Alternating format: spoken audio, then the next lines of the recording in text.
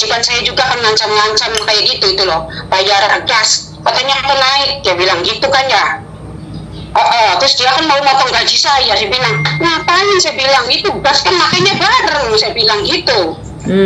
Kok maksudnya ngapain sebenarnya kalau kayak gitu, saya buat apa kerja di sini, baratnya kan apa saya harus, saya bilang sedangkan tahu sendiri uang makan itu tuh kalau pas belanja saya cuma dikasih 100 ya, terus jadi kalau makan emang kayak bisa, kalau bobo kan makanya daging-daging yang fresh ya, misalnya ikan salmon atau ayam apa yang di supermarket.